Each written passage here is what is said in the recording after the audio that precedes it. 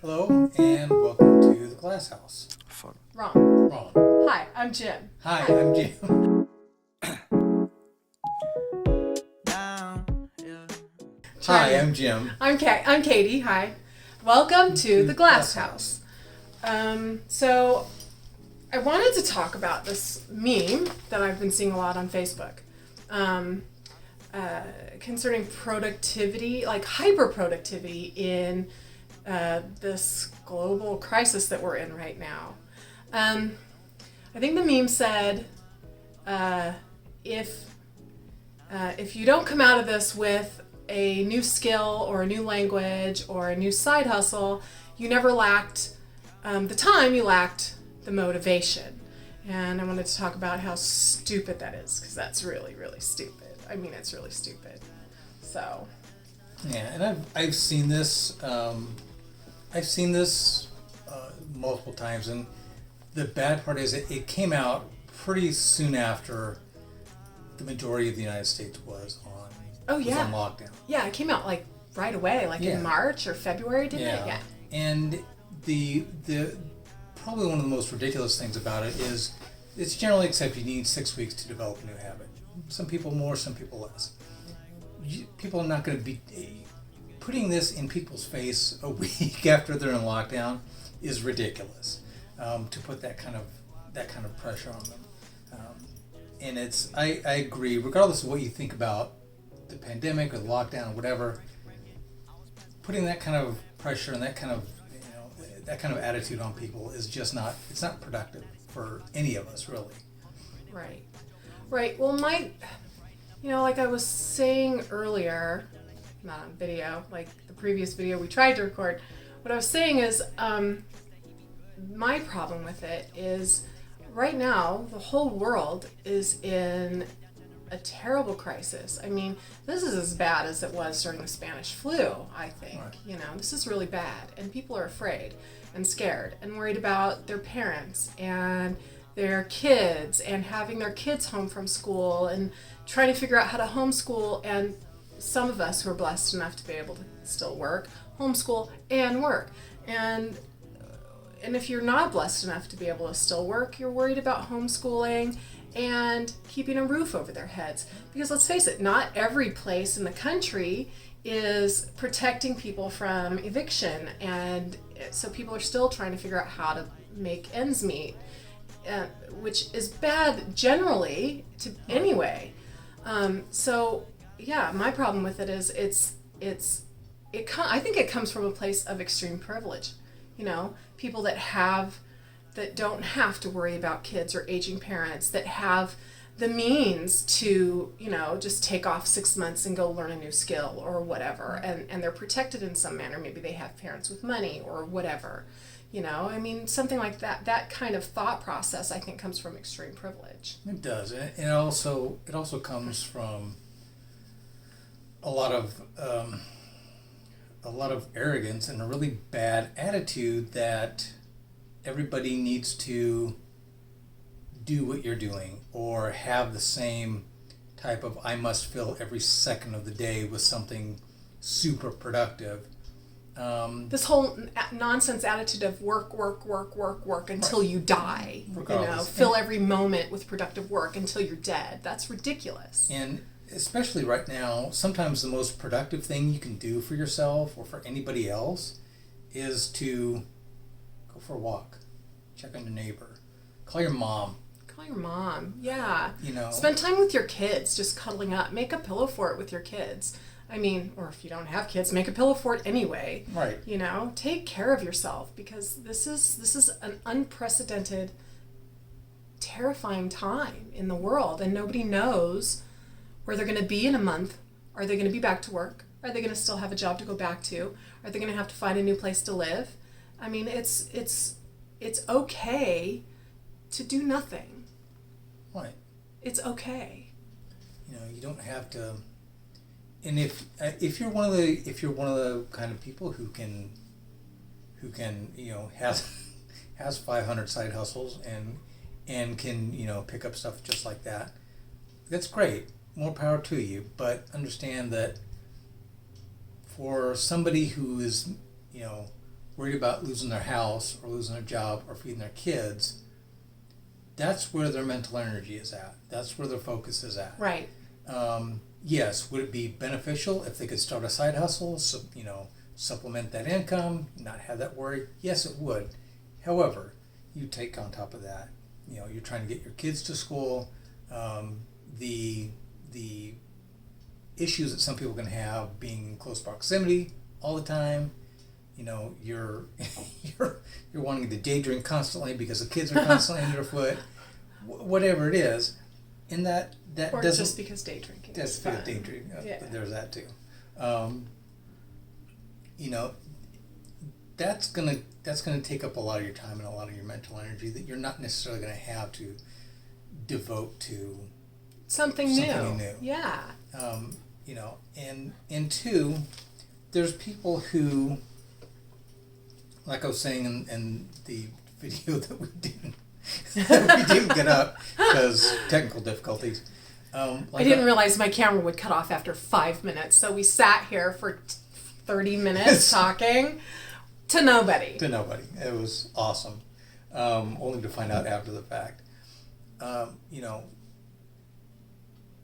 One of our neighbor, he's had more or less the same job. He's put 10% of his 401k for however long he's been working. He's got his roof, he's got his, he can eat, go on vacation. That's sufficient. He fills his life with other things.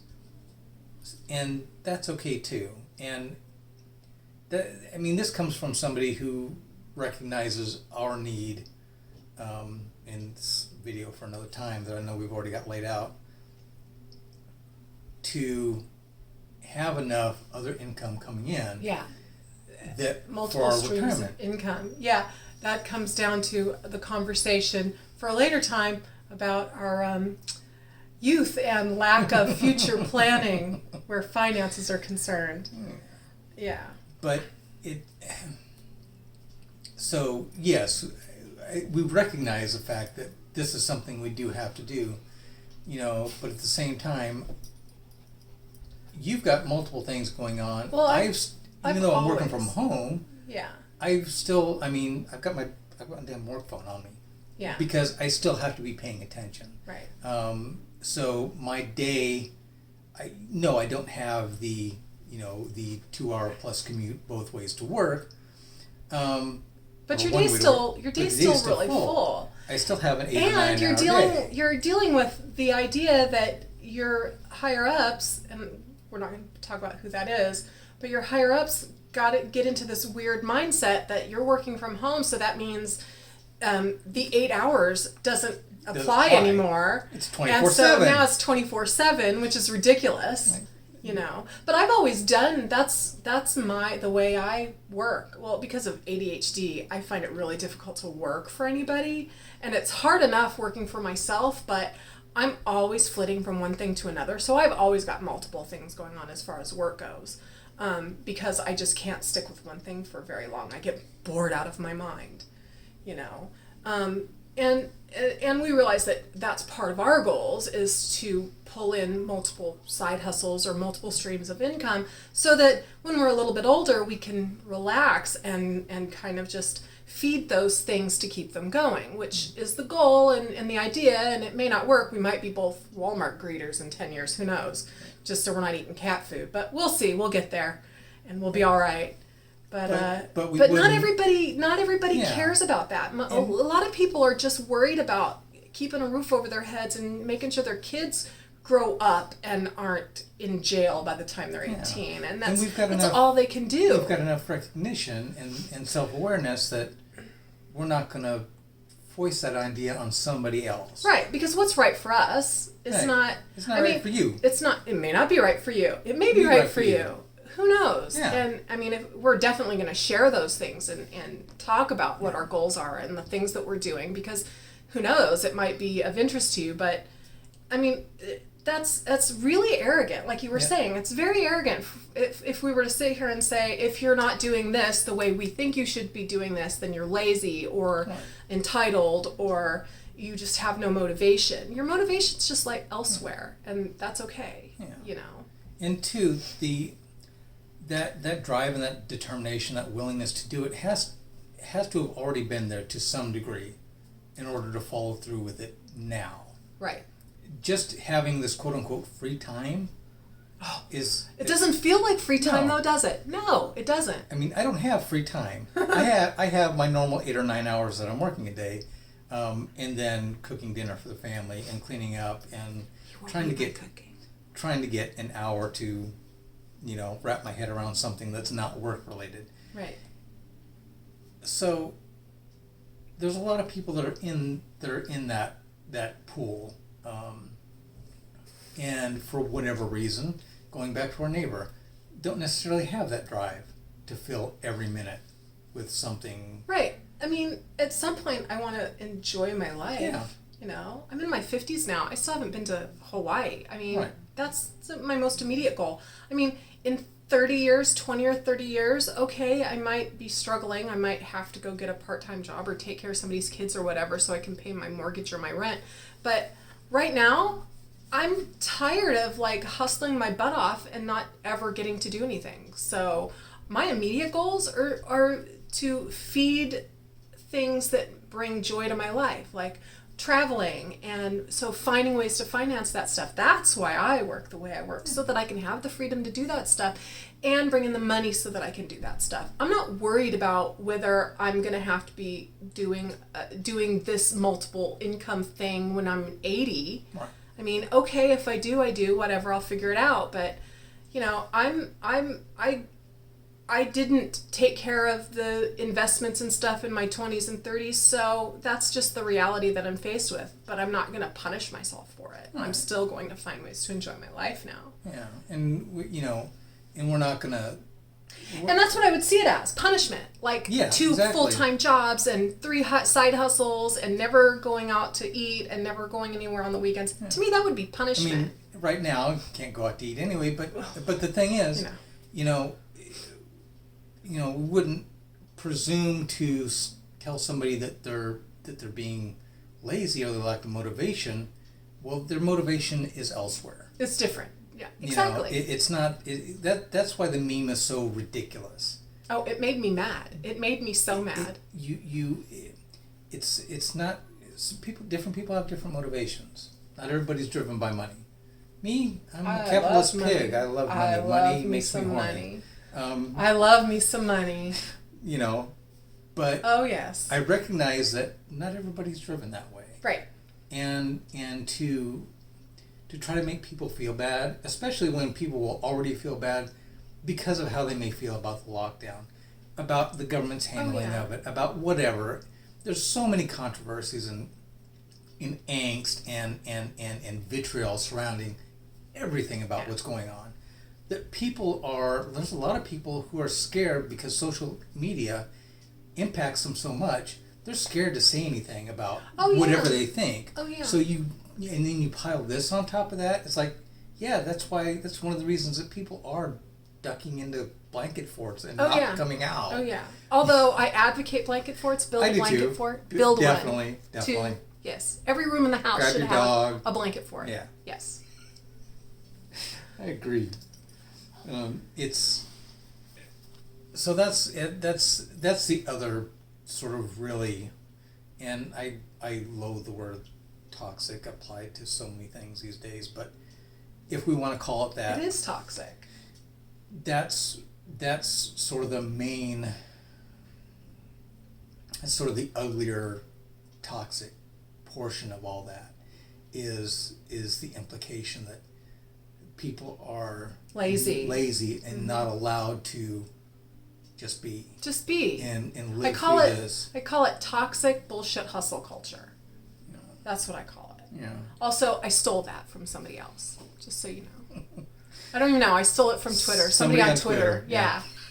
But I liked it, so I took it. Right. If it's yours, let us know. Nicely. Nicely, yes. And that's the other thing that we were talking about yesterday was be nice to people. Be good humans. Yeah. Be good humans to each other. Take care of each other. Because we don't... Check on your neighbor. Yeah, we don't... You know, my son started doing. Do you know what he started doing? Whenever he walks by the neighbor's house and he sees packages in the front, he knocks on the door for them. He doesn't bother them. He doesn't wait for them to answer. He knocks on the door so that nobody will take their packages. Because the delivery people have stopped knocking. Well, that one guy does, but most of them have stopped knocking now because they're so hustled to get onto the next delivery. So these poor neighbors don't even know they got stuff sitting out there waiting to be taken. So my son started knocking on people's doors so that they know. You know, just check in on each other. Take care of each other. You know, make sure the old lady up on the corner has the things that she needs. Check and see if she needs somebody to go get groceries for her since you're going anyway. You know, don't let her go out there. It doesn't take a whole lot to be decent, and slamming people for not learning a new language while we're in this lockdown or this stay at home or whatever we want to call it. That's the complete opposite of taking care of each other. Taking care of each other. Yeah. Which is what we need to be doing right now.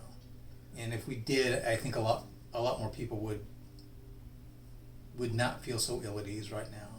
I think so. I think one of the issues, I know one of my issues is I don't feel like I can rely on anybody outside this small little circle. You know, I worry about even checking the mail. I mean, I go out there and people are acting like, either they act like there's not a darn thing going on, or they act like everybody's got the bubonic plague, you know? So it's hard to know who to trust anymore. Yeah, it's definitely difficult, and you know what we say to each other, online and offline, how we interact with each other makes a difference, especially right now.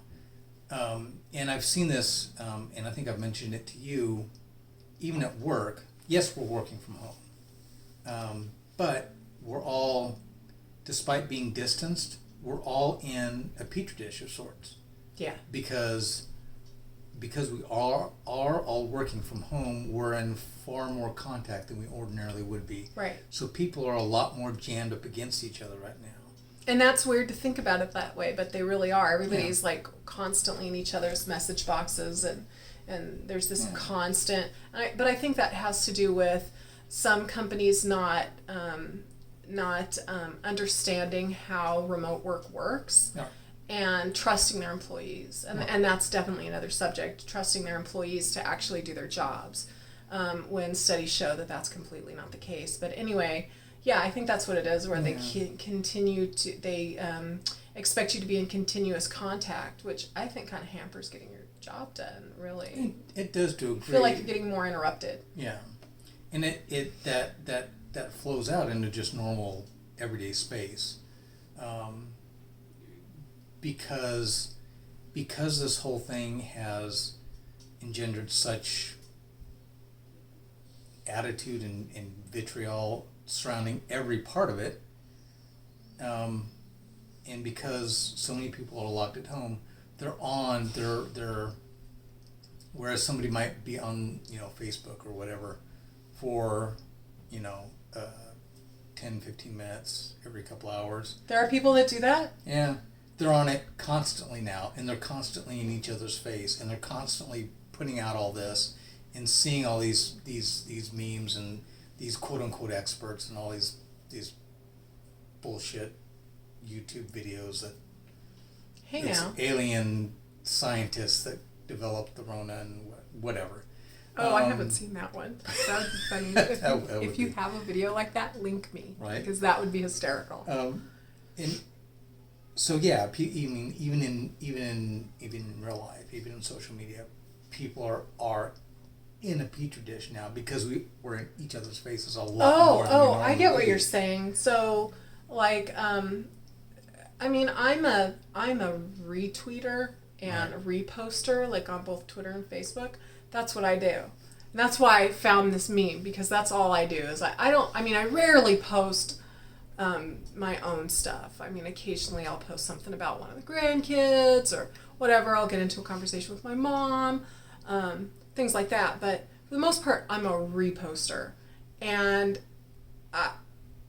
I notice all of these things, these memes and stuff, and it's weird when something like this happens that you learn so much more about the people that you're friends with. I mean, I've got friends on my Facebook that are people I met on Facebook, and also people that I met in real life, and people that I've known since junior high school. And so you learn so much about people's quirks and weird beliefs that you wouldn't normally learn in real life, you know? And something like this that brings out people's anger, you know, and hatred for each other.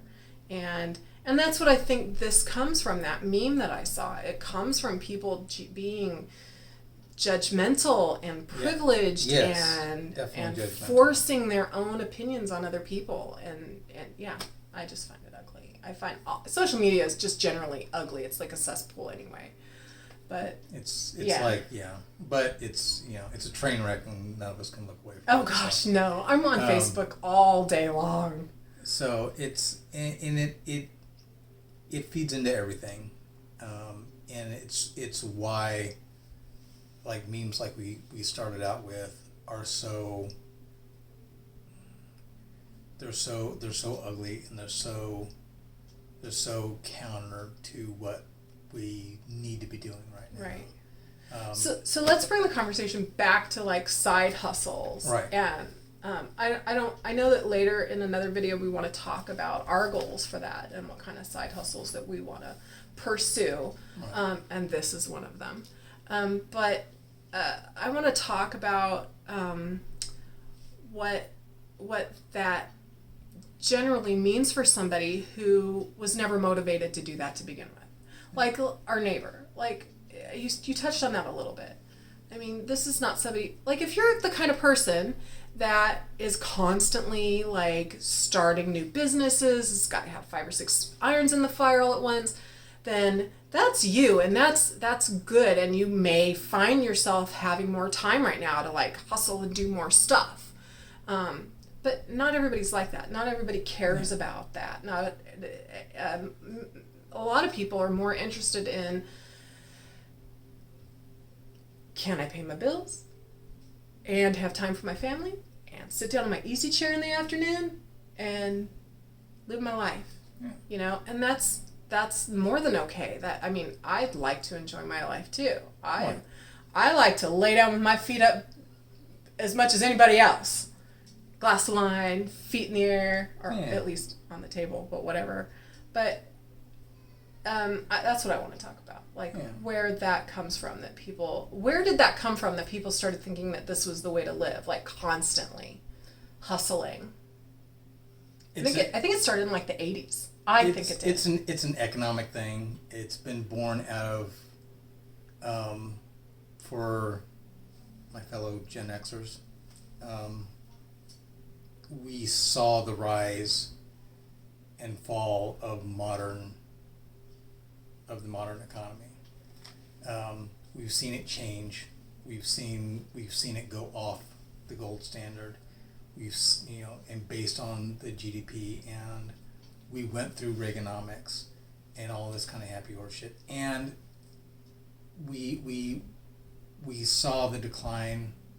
I mean, I think my dad's generation, probably your mom's generation, were the first one to really kind of realize that Social Security may or may not be there. But I think we're the first generation to actually really live that. Because my mom was able to retire from the Postal Service, and she's fine. I mean, she's not wealthy, but she's making it. And I think we're the first generation to really realize that that's not going to be there for me, no matter what I do. I mean, okay, so it might be, but it's not going to be at a level that we can afford to live. Right. So it comes out of necessity, and it also comes out of the realization that you are your own first responder. You have to be. The government's not going to do it. It's not going to be Social Security. And aren't we learning that now? The government is not going to come help you when you have to be able to do it yourself. The shit hits the fan. Yeah. Now, some people, and going back to our neighbor, but he doesn't necessarily have to. You know, that stimulus check comes in, that's gravy for him. Right. He's got that. He doesn't have to, because his his idea of living and what he wants to do with his life, he's able to. Right. He hasn't made the really poor early financial decisions that we did. But people are realizing that, the way the economy is ramping up and the way expenses are going, trade and whatnot, the price of goods and services, people fast realize that unless you've got a really kick-ass job that's going to support you for a long time, and you can move up in and really see genuine pay increases, year on year, you're not But I you're think not the going to pool get there. of people that have jobs like that has Small. shrunk And significantly. people are realizing that, which also lends to the rise of this. I think the a lot of people need for our a hustle. age, made that mistake early on in our lives, thinking I'm going to get this job and that's going to be it. And even if I have to change jobs later, everything will move with me. I'll be fine. But I think over our lifetime, is really that's when we really saw this decline in the way businesses handle that kind of thing, and we've had to learn to adapt. And people, and I'm one of those who follows financial types and motivational types and whatnot, and really Grant Cardone kind of brings it all home that this isn't your mommy and daddy's economy. Right. And he's our age and understands that if you're going to be able to actually live, you have to have these things coming in and have it be at least passive enough that you can meet your needs and still be able to live. Now, how you want to live, or how I want to live, or how the neighbor wants to live, those might be on different levels, and that's going to drive your motivation to what your side hustles are going to be. Right. What and other how streams much of time you're going to devote to that stuff. Yeah. And because your mom and my grandparents had jobs that lasted. My grandmother did too. My grandmother retired from the same job that she'd had when my mom was a kid. You know, and that's what we grew up in. That's and I think that's one of the things that kind of caught our generation flat-footed. We were raised Definitely. and at the tail end of the classic American business model. The great generation, the greatest generation, and everybody coming back from the war had jobs waiting for them and were able to buy homes. You could go to work at a factory and afford to buy a house. Right. My grandmother worked for a donut shop and was able to buy a house in California. And raise a family of 5 kids there, and that's just not the case anymore. And we watched that die down slowly through our, young adulthood. We watched that all die down, and it was frightening. I mean, it was scary. It was, and didn't know what the hell to do, because it's like, okay, I was raised with the mindset that, you go to a job, you stay at the job, and you retire. You maybe have, you maybe work for 2 or 3 companies. My uncle bounced between Fluor and Parsons. Short stint at General Dynamics. That's it. This is the entirety of his career. But even his retirement from those companies, I would imagine, transferred over. Yes. You could take that with you. You just can't anymore unless you're smart about it and you start investing when you're 18 and you start putting away a 30-year paycheck, blah, blah, blah, blah, blah, all that stuff. You have to really think that through because you have to do it for yourself. Yeah. When our parents were doing it, it was just done. That's the way it was done, And then Social Security was added on top of that. You had your retirement, your Social Security, and it came together. That's not the case anymore. And Social Security is under attack now. So the side hustle thing is just becoming the new norm. But and I think that that's a good thing. Right. But and I also necessary. I also think that expecting people to transition their whole outlook and their whole life to this new normal during this terrible time in our, Right. not just our country, but the whole world is going through this right now. And it's really, really scary. And I think that's cruel. And That's it cruel. really is. And what I think these people should be doing that put out memes like we started out with, instead of deriding people, instead of trying to make them feel bad, Teach them. explain to them, okay, we now have a snapshot of What this economy, the looks, economy like looks like a week into shutdown. And It started looking like this. how fragile it is, and how having these multiple streams of income and having these different side hustles or whatever, how that's necessary to keep going. Right. The necessity of proper financial planning. For God's sake, start teaching children proper financial planning. Oh, yes. Let them be able to do their taxes. Also, I just want to make a side note right here. MLM is not a side hustle. No. Run. Run away. Don't be somebody's downline. No. Yeah, seriously. As we found out with Forex. Teach people, say, okay, you may not be able to dive into 6 different things right now, but this is the reality of the economy. Even when things get back to normal, Yeah. even when we're all out and about, the underlying structure of the economy and the financial structure of the United States is still the same. So this is your snapshot into when things get bad. When things get bad, how bad it can get. So prepare for it. Have some way of mitigating the effects of things like Right. this. And if you have knowledge, instead of hammering at people or kicking them when they're down, because that's literally what that meme is about, is kicking other people when they're down.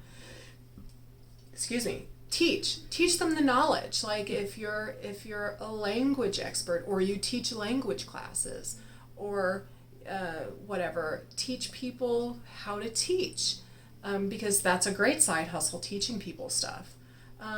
If you're a developer, I'm a developer.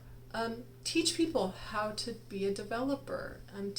Maybe that's not something that they want to do. So there's other things in that kind of realm that can also be side hustles. So there's lots of things, and you can discuss that, and you can show people how to do this stuff, show people what they're worth, help people to realize their own worth, talking about what people already have knowledge of. Yeah. And most of us have something that we know that we can show other people, or we can help other people with, or we can use to enhance our own lifestyle. But a lot of people don't realize that. A lot of people don't understand that.